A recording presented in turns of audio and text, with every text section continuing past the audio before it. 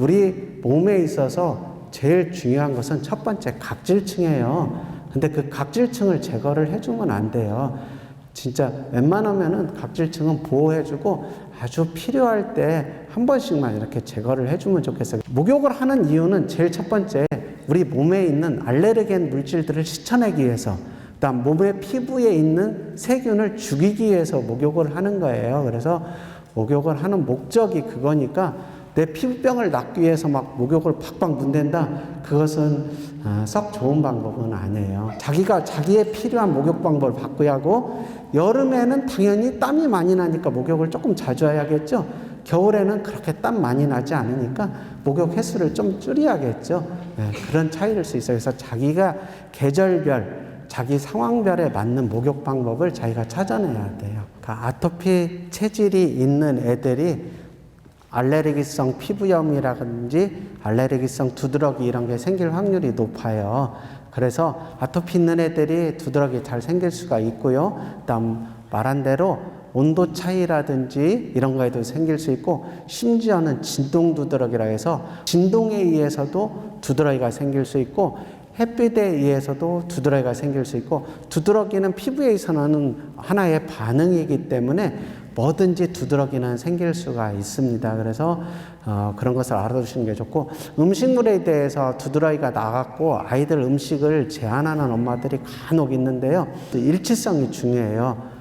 아기가 예를 들어서 닭고기를 먹고 두드러기가 났는데 닭고기를 배제시킨 음식을 먹고 두드러기가 안 났다.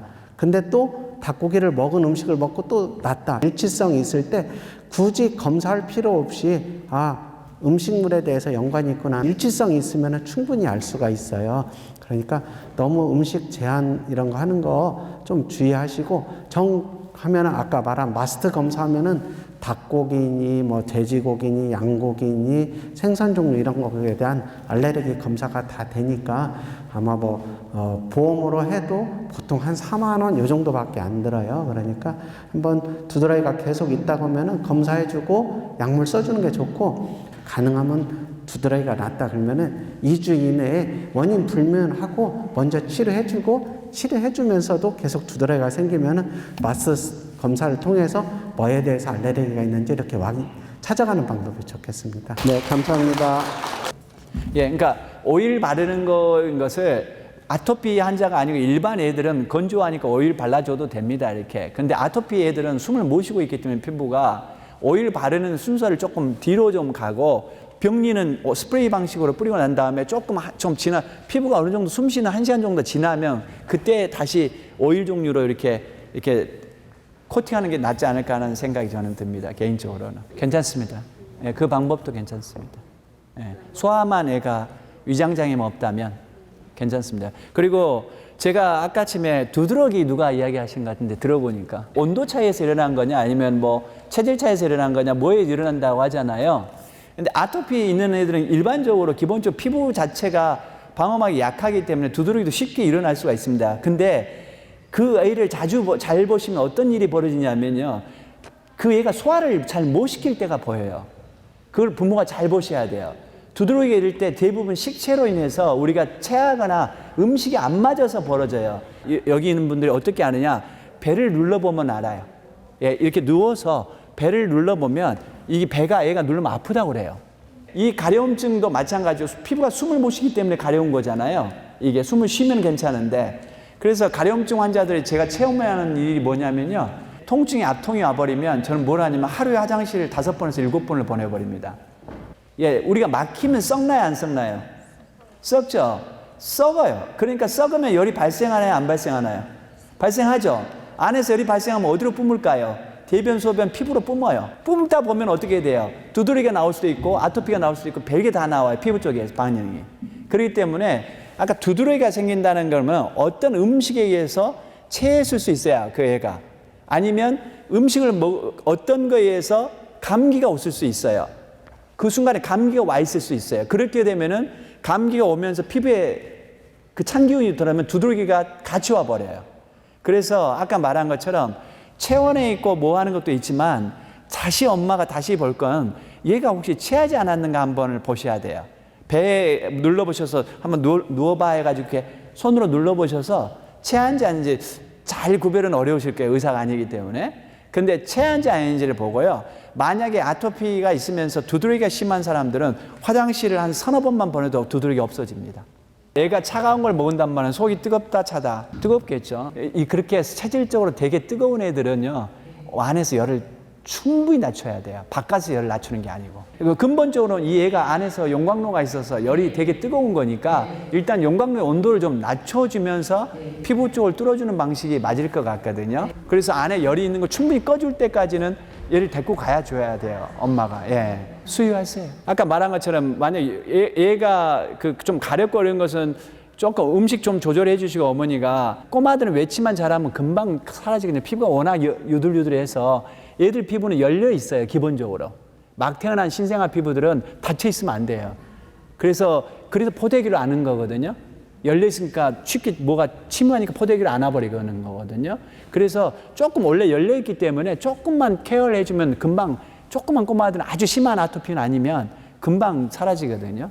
그래서 만약에 그것이 문제라고 특수 분유를 먹여야 된다면 뭐 그거는 제가 판단하기 어렵고 그냥 개인적으로 판단하시면 될 것 같아요. 예, 많아요. 예, 되게 많아요. 되게 많고 지금 말하는 제일 많이 쓰는 게 이제 지실 같은 것이 탱자 이거죠. 그게 되게 항산작용도 강하고 가려움증을 억제하는데 되게 항히스타민 효과가 되게 좋거든요. 그래서 지실이라든지 오성주라든가 녹차잎이라든가 이런 걸 되게 많이 쓰거든요. 한의학에서는요. 보면은요. 그리고 우리 윤천 교수님께서 발견한 약이 있어요. 식물이 있어요. 이따 윤천 교수님한테 직접 여쭤보시고요. 저도 아는데 개발을 직접 하셨기 때문에 그것도 물에 타가지고 해주면 되게 이렇게 가려움을 예방하는 데 쓸 수가 있습니다. 보면은요. 예. 제가 쓸 때도 거의 거기서 벗어나지는 않았어요. 예. 설사가 있으면서 배가 아픈가요? 예, 오케이.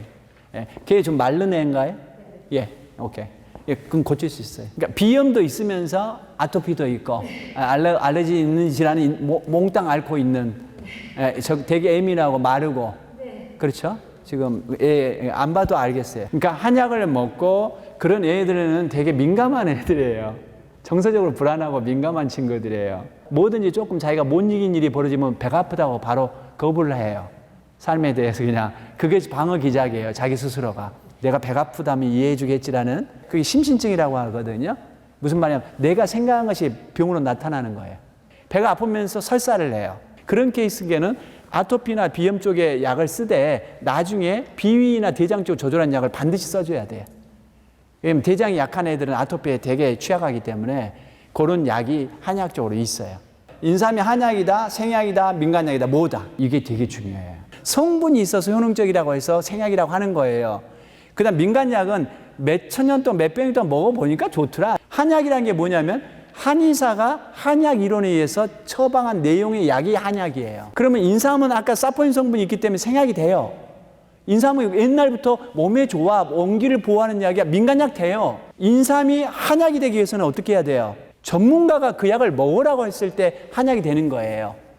그런데 여러분이 옆에 사람이 홍삼을 사갖고 와서 KTNG 홍삼을 사와서 내가 옆 사람 준 게 나도 먹었어. 그건 뭐예요? 생약이든지 민간약이에요. 한약이 아니세요. 그런데 한의사가 정해서 주면 간에 나빠질 일은 없습니다.